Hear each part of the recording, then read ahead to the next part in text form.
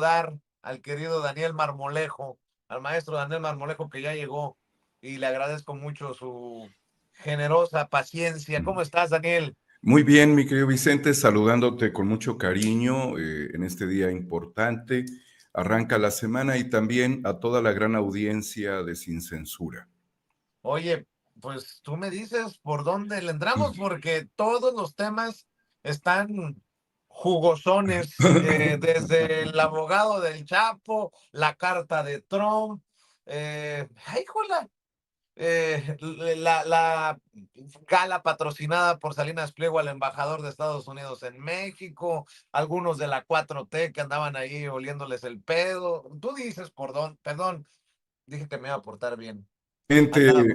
Ciertamente, Vicente, pues es una agenda política que también ofrece confusiones, pero donde yo creo que pudiéramos valorar son los aciertos que está teniendo el gobierno de la presidenta Claudia Sheinbaum respecto a dos ejes muy importantes. El primero es el combate al huachicol y el segundo sería el expediente abierto a Enrique Peña Nieto, que se encuentra muy cómodo en, perdón, en España.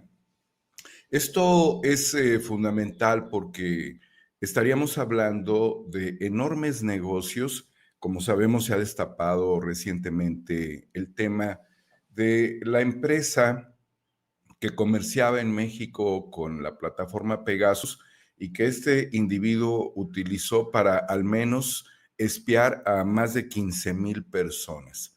Entonces, toda esta operación significó un moche pues millonario de 25 millones de dólares, que no sería la única fuente de ingresos por medio de la corrupción que tendría Enrique Peña Nieto, sino una de tantas, porque los gobiernos, y particularmente el de él, yo creo que es uno de los gobiernos más corruptos de la historia de México. Hubo otros gobiernos en donde incluso se hicieron ajustes de cuentas entre priistas. Recordemos, por ejemplo, en el gobierno de Zedillo fue llevado a prisión Raúl Salinas de Gortari, el hermano del expresidente inmediato anterior. Y esto no lo debiéramos dejar pasar porque fue una cuestión muy importante en donde se le imputaba el ser el autor intelectual de la muerte de José Francisco Ruiz Massieu. Un testimonio muy importante me dijo que en ese acto donde iban un grupo de personas y particularmente uno que fue el ejecutor, también pudieron haber muerto algunas otras personas, incluyendo diputados federales que bajaban en ese momento de la ejecución en un edificio de la Ciudad de México por la Fragua, cerca del Monumento a la Revolución, y que estas personas se lograron salvar debido a que se le trabó el arma al ejecutor, que después huyó. Y allí hubo una desaparición incluso de un importante político tamaulipeco, y Tamaulipas siempre ha estado también en el ojo del huracán, y este diputado desapareció, que también pudo haber sido parte de la estructura operativa y material que le pagó a los sicarios. Pero estos ajustes que se fueron dando no tocaron, por ejemplo, dentro de un proceso histórico a la gente que pues había ocupado el poder para amasar grandes fortunas, como Miguel Alemán. El expresidente Miguel Alemán significó un cambio histórico cuando dejan de ser militares y pasan los civiles a ocupar la presidencia de México, en algo que significó el acaparamiento de terrenos muy grandes en la Ciudad de México, como en la zona de Polanco, la toma de tierras y la urbanización de ellas como es ciudad satélite, y desde luego también en otros lugares como fue Acapulco y Cancún. Este personaje, con su megalomanía, expresidente de México, mandaba a que le hicieran monumentos con su figura, hasta en la Universidad Nacional Autónoma de México, y en la UNAM, en la explanada, estaba él con una toga, estaba ahí dirigiéndose con un libro a los estudiantes, y en un acto de rebeldía los estudiantes dinamitaron ese monumento. Solamente fue en el gobierno de Andrés Manuel López Obrador cuando la familia Alemán fue tocada por todas las corruptelas que traía en varios ejes, y uno particularmente tenía que ver con la empresa Interjet. Bueno, pero ¿por qué menciono todo esto? Se preguntará la gente. Porque al menos desde el sexenio de José López Portillo hasta el sexenio donde se para esto, es en el sexenio del presidente López Obrador, que llega con una estrategia integral, es que el robo de combustible y el huachicol era parte de una forma de obtener recursos y de amasar grandes dineros por parte de los políticos. Y no significa que esto se haya eliminado, significa que hubo por primera vez una acción determinante en el gobierno federal contra el huachicol al inicio prácticamente del sexenio Andrés Manuel López Obrador. Se presentó un fenómeno muy dramático y muy doloroso que fue la explosión del ducto de Tlahuelilpan, debemos recordarlo. Una situación muy triste donde por varias horas, con cubetas y bidones, los habitantes de esta zona muy cercana a Tula, Tlahuelilpan, pues capturaban, atrapaban de ese borbollón de gasolina, el combustible, y lo vaciaban en bidones.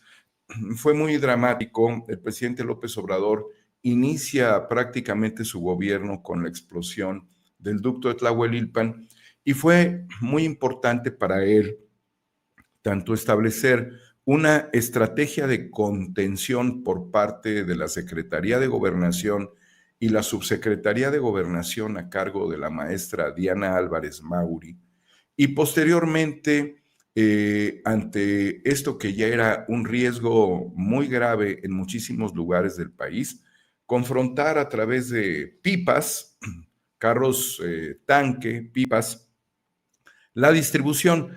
Y quienes viajamos por muchas partes del país, querido Vicente, vemos caravanas de 10, de 20 o más pipas que van incluso custodiadas por la Guardia Nacional con el objetivo de llevar la gasolina a las estaciones de Pemex y poder tener prácticamente una distribución en paralelo a los ductos que habían sido ordeñados sistemáticamente.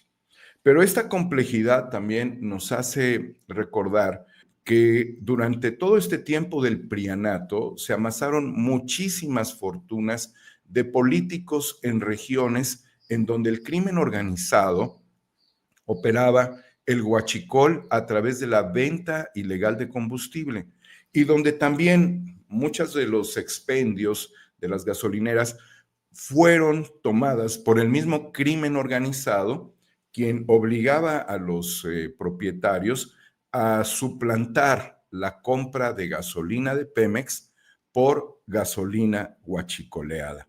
Y aquí el problema se vuelve mucho más amplio, porque también lo que se pudo descubrir durante el sexenio del presidente López Obrador es que no solamente el huachicol se hacía de ductos, sino que también pipas no autorizadas de manera ilegal suplantaban la operación y extraían gasolina de refinerías como la refinería de Salamanca en Guanajuato. Y es muy importante señalar que Guanajuato, siendo una región que se encuentra muy agobiada por el crimen organizado, que también el estado de Puebla, sucedieron estos fenómenos de expansión económica de políticos, y en Guanajuato, debemos recordar, la familia Fox hizo, tuvo un inicio vertiginoso dentro de la política desde la gubernatura, y junto con la gubernatura de Vicente Fox, el cártel Santa Rosa de Lima empieza a tomar una posición muy importante, porque se vuelve un grupo que trabajaba para la familia Fox en el despojo de tierras, para tierras agrícolas, pero estas tierras se encontraban sobre los ejes de los ductos de Pemex. Entonces Santa Rosa de Lima vio que era muy fácil cambiar también su modelo de negocio, de ser un grupo de choque para dañar, afectar a los productores agrícolas y suplantarlo por una estrategia muy horrenda que fue la extracción de gasolina de los ductos. Entonces se volvió una organización criminal de huachicoleros. Y bueno, no podía suceder esto si se mantenían los flujos constantes y si además se obtenía cierta información por parte de funcionarios de Petróleos Mexicanos en dónde se podía y a qué hora se podía extraer el combustible.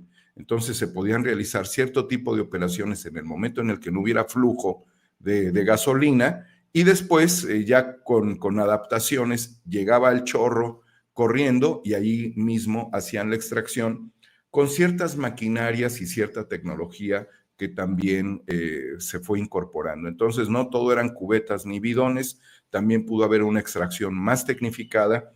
Y aquí la paraestatal empieza a ser una operación vinculada con el crimen organizado.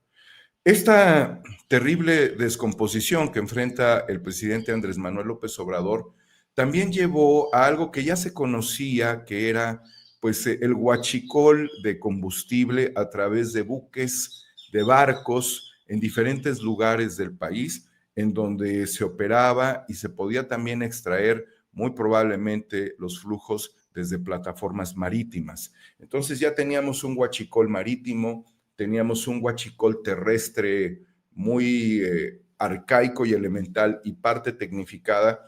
Teníamos un huachicol que era a través de pipas o carros tanques que suplantaban la operación formal de Petróleos Mexicanos. Entonces ya todo esto es un verdadero desorden. ¿Qué faltaba para terminar de arruinar con todo este proceso? Que las reformas de Peña Nieto, en donde estuvo presente el ahora senador Ricardo Anaya y donde muchos políticos del PRI y del PAN reforman la Constitución y empiezan a desmontar el proyecto de 1917 a través de un pacto contra México. Ellos lo llamaron el Pacto por México. Era exactamente lo contrario. Con la reforma de Peña Nieto se empiezan a dar autorizaciones para la importación de combustibles. La lógica es de que ya era muy caro, de que la empresa estaba endeudada y también fue otra de las cuestiones el endeudamiento de Pemex y junto con ello pues era necesaria la importación. Por lo tanto, y en palabras que retomo de la actual gobernadora de Veracruz, Rocío Nale, se dieron pues este beneficio de importación a muchísimas empresas que tenían licencias para importar, pero que no tenían infraestructura para que lo importado lo pudieran captar y distribuir. Entonces, se fue dando una suplantación estratégica de importaciones para poder ingresar a México combustible que bajo ciertas adecuaciones fraudulentas a los procesos aduanales ingresó al país combustible sin pagar impuestos. Lo mismo diésel de muy mala calidad utilizado para la industria eléctrica. Estos dos factores de importación y también el otro que fue la exportación o la salida de petróleo de mala calidad a refinerías en Estados Unidos que procesan de mala calidad sin que hubiese un trámite muy bien fundamentado en términos de exportación, de impuestos y de utilidades para el Estado, desbordó en una fenomenología que la presidenta Claudia Sheinbaum está por todas las vías, junto con la Fiscalía General de la República, desde luego también la Secretaría de Seguridad Pública, el Ejército y la Guardia Nacional tratando de detener. Y esta contención ha significado la incautación de tanques en vías férreas, de pipas, de instalaciones de procesamiento de determinada calidad y al mismo tiempo, pues, de personas, incluyendo elementos de la Guardia Nacional que también fueron detenidos.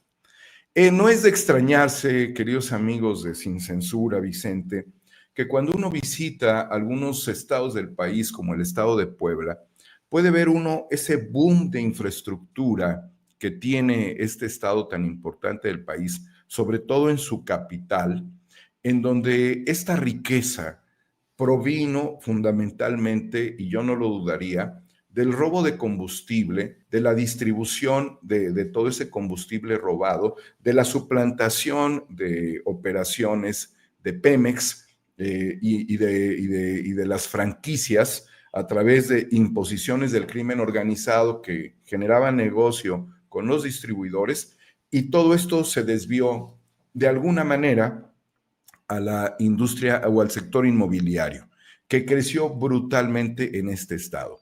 Entonces, todos los estados donde ha habido huachicol, no dudaría yo, por ejemplo, en el caso de Rafael Moreno Valle, el exgobernador de Puebla, que haya amasado una gran cantidad de dinero junto con un grupo empresarial y un grupo político a partir de esto. Y también la familia Fox en su momento, la empresa Oceanografía, y todas las empresas que incluso nos llevarían a una que en este momento está en un dilema, en donde forma parte el exgobernador de Baja California, Rufo Appel.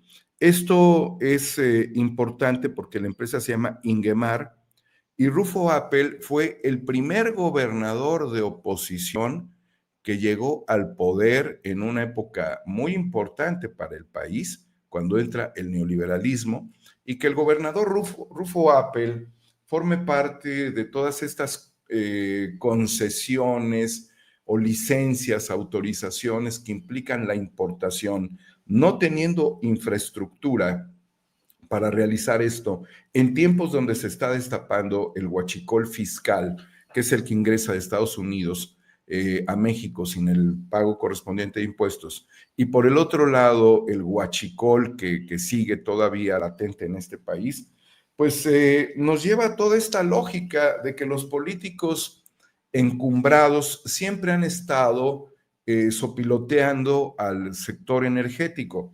No olvidemos, porque se habla mucho ahora que sale el candidato Labastida con un libro, hacer un examen de autoconciencia histórico y de revelaciones sobre lo que sucedió en el gobierno, en la transición a Fox, pues de que también Pemex fue utilizado para respaldar campañas políticas. Entonces, grandes desarrollos inmobiliarios en el país y en el extranjero, grandes operaciones no fiscalizadas que generaron riquezas y que esos dineros pudieron haber estado desviados, pudieron sido desviados a paraísos fiscales, políticos muy encumbrados del país, empresas que se crearon al margen de los intereses políticos y de reformas a la Constitución, y crimen organizado que estaría vinculándose para proteger las rutas de tráfico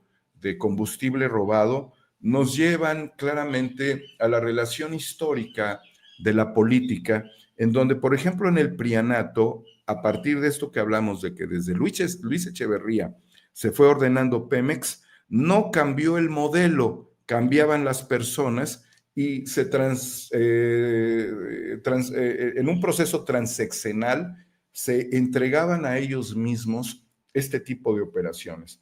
La detención de varios personajes que estarían involucrados con un general que es Eduardo León Trawitz en este momento, que él se encuentra fuera del país prófugo con ficha roja de Interpol, sobre el hecho de que desde su área como subdirector de salvaguarda estratégica de Pemex hacían un proceso que pudiera ser una especie de simulación de tapar ductos, pero no taparlos bien después de haber sido, entre comillas, descubiertos, para después volver a ser operados criminalmente, y que él se niega a estas imputaciones. Lo vinculan directamente también con Enrique Peña Nieto respecto a que fue su jefe de escoltas desde el gobierno del Estado de México donde él vino, Enrique Peña Nieto, a suplir a su tío Arturo Montiel, que también fue un gran defraudador del Estado de México. Con todos estos elementos que te llevan desde Pegasus, desde las operaciones en Pemex, desde las empresas que se crearon, desde la reforma, yo no tendría duda de que los funcionarios públicos vinculados históricamente y particularmente en los tiempos modernos del crimen organizado y las mafias de las políticas, crearon operaciones paralelas al Estado. Y eso, sin duda, es una traición al país, es una felonía. Ellos no fueron votados para esto, querido Vicente, queridos amigos, y estamos frente a un problema muy importante que está obligada a resolver la presidenta de México. ¿Por qué? Porque también benefició a muchos refinadores en Estados Unidos, gran parte de la concatenación de las importaciones de diésel de mala calidad, de diésel sucio y de gasolinas que pasan como otro subproducto mineral o energético, como una sustancia que no es esta, para desviar gran parte de la responsabilidad tributaria que tendría, nos pone en una urgencia de desarmar estas estructuras y también, lo debo de decir, de determinar cuáles gobiernos muy recientes y algunos de la Cuarta Transformación pudieron omitir o estar vinculados con estas operaciones. Lo digo también debido a pues, la orden de aprehensión que hay contra el ex subsecretario de Seguridad Pública del Estado de Tabasco, quien está siendo perseguido y que formaba parte de un cártel como cabeza de ese cártel, la Barredora, y que generó un enorme clima de caos en uno de los estados más petroleros del mundo, el estado de Tabasco. Con esto, querido Vicente, quiero cerrar esta reflexión llevando todo un proceso histórico que ha sido, en pocas palabras, la ordeña histórica y brutal a la paraestatal Petróleos Mexicanos. Pues qué interesante recorrido nos has dado, mi querido Daniel Marmolejo. Siempre interesantes tus planteamientos y tus análisis. Bueno, pues estaremos al pendiente a ver cuándo dan con este señor que buscan por todos lados y también definir el tema del exgobernador panista allá en Baja California. Hay muchos hilos sueltos en lo que nos estás planteando. Pues sería cuestión de, me imagino que de tiempo para que podamos jalarlos. Sobre todo también, Vicente, porque algunos de los predios en donde fueron encontradas ciertas instalaciones y que son instalaciones operativas, instalaciones de almacenamiento, estarían vinculadas a predios gubernamentales de los estados del país. Entonces, se abre ahí la posibilidad de ir jalando todos estos hilos y es una, perdón, investigación forense, es una investigación forense de primer nivel que la Fiscalía General de la República se ha echado al hombro y que sería incluso el maxi proceso, porque no debemos olvidar que la corrupción en Pemex con Odebrecht a través de Emilio Lozoya, la corrupción de la venta de una empresa chatarra agronitrogenados, está vinculada a todo este esquema y también lo que significó la deuda de la paraestatal. Por lo tanto, pues están abiertas los caminos para que la Fiscalía General de la República y el fiscal Alejandro Gertz Manero le dé un golpe a la mesa, que sería uno de los golpes históricos más grandes en el país, a partir de todo lo que ha significado el ataque a una de las empresas que se nacionalizó en 1938 con el objeto fundamental de ser la palanca de transformación de nuestro país. Pues estamos al pendiente, querido Daniel Marmolejo. Cerramos invitando siempre, si así lo deseas, a promover tus redes o a que regreses tan pronto te dé la vida, querido Daniel. Muchas gracias, Vicente. No me quiero ir sin antes ofrecer algo a la audiencia sin censura, a tu audiencia, Vicente, permíteme. A ver. Vamos a regalar una foto como la tuya, si te parece bien, a la audiencia sin censura del presidente Andrés Manuel López Obrador. Aquí la tenemos, tú decides cómo, aquí está la obra y con mucho gusto la haremos llegar, si te parece bien. Qué emocionado me dejas. Déjame pensar la forma Piénsalo. de regalarla, pero mi querido Daniel, la toma del millón, ¿no? ¿Cómo le Esa has es llamado a la la foto? icónica.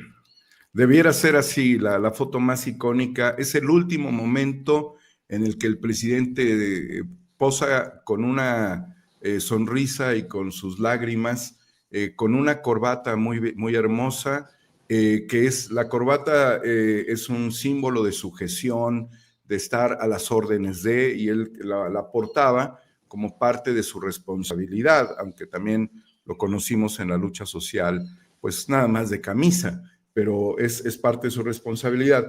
Una cuestión muy importante, pues, es los ojos trémulos, donde pues estaba al borde prácticamente de las lágrimas, y que significa un esfuerzo histórico que la presidenta Claudia Sheinbaum está refrendando. Yo creo que la gran audiencia de Sin Censura merece esto, Vicente, y que pues tendrán un recuerdo para toda la vida. Así es que la pongo a tu disposición y tú decide, por favor. Te agradezco mucho por el regalo, querido Daniel Marmolejo, y yo sé que amor con amor se paga. Yo te mando un abrazote y ya veremos la forma. Te aviso cuál va a ser la forma de regalarla. Tú lo dices, Vicente, y pues acompañen a ver algunos de nuestros programas, de nuestras emisiones en 4A República, y síganos por Homo Ex Novo. Comentarte, Vicente, no quiero exceder el tiempo, que es también muy generoso de tu parte. Me tocó ver un acto muy lamentable estando yo en Veracruz, en el municipio de Coatepec, que es uno de los municipios más hermosos del país. Un tipo que caminaba con una cabeza después de haberle arrancado la cabeza ¿Qué? a un sujeto. Pude yo constatar ese momento muy dramático. El tipo no se inmutó, dejó el cuerpo del ejecutado en algún lugar, y después él caminaba por las calles de Coatepec con dirección al centro, que es un lugar muy transitado, en un día muy transitado, el sábado, con la cabeza en las manos de su víctima.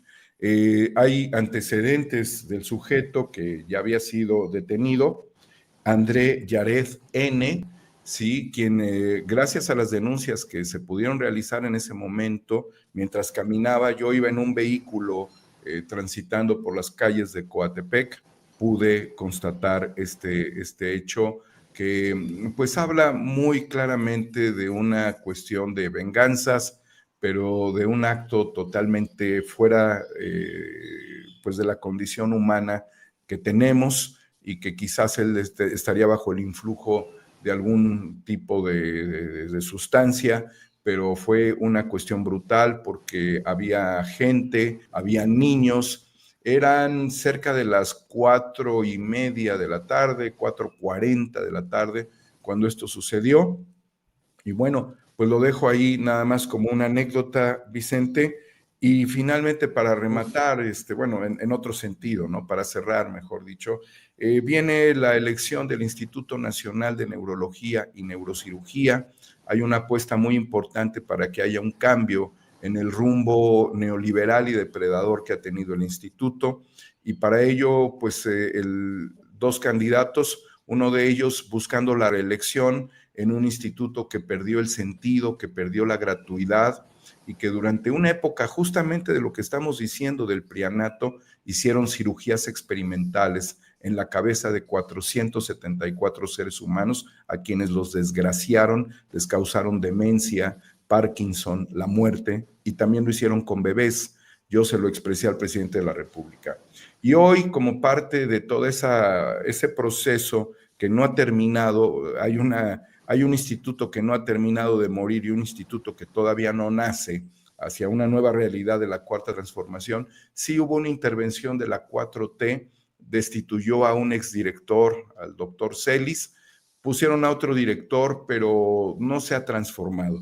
Por lo tanto, creemos que dentro de las dos apuestas, nuestro amigo, el doctor Rodolfo Ondarza Rovira, es la gente con probidad que, además de haber hecho las denuncias en su momento y que le significó persecución, hoy él está como candidato, es el más viable candidato para hacer una transformación de fondo de uno de los institutos más importantes del país, el de neurología y neurocirugía, que por cierto, nada más entre paréntesis, ahí nuestro amigo Joaquín Ortega fue atendido y tuvimos que hacer gestiones porque lo habían dado de alta cuando él todavía no estaba en condiciones de salir, tuvo que reingresar porque no había una valoración precisa de su situación y ese reingreso significa también una crítica al sistema de salud y concretamente al instituto y a la actual dirección de que no hubo ni empatía ni la práctica adecuada que pudo haber puesto nuevamente en peligro la vida de nuestro amigo Joaquín, pero gracias a la intervención que hicimos en su momento,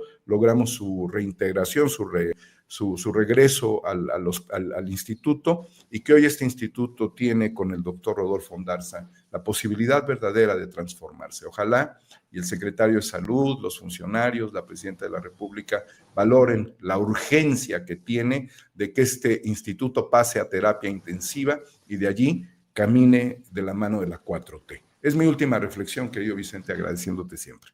Te agradezco, querido Daniel, te abrazo y ya te avisaré cómo vamos a regalar la fotografía. A la gente de Sin Censura, a la gran audiencia que te ha acompañado en las calles, que te ha seguido por tus caminos en los surcos, de los huertos, de los espacios, de los trabajadores mexicanos en las fronteras, que te ha seguido desde Chicago, que te ha seguido propiamente en tus participaciones con el presidente López Obrador y con la presidenta Claudia Sheinbaum, que cuando te apagó la luz, la televisora, la gente se paró contigo en el Zócalo y que has hecho una historia impresionante para la gente de Sin Censura con mucho cariño, Vicente. Hasta pronto. Un abrazote, querido Daniel Marmolejo. Gracias. Gracias. El maestro Daniel Marmolejo hablando con nosotros sin censura.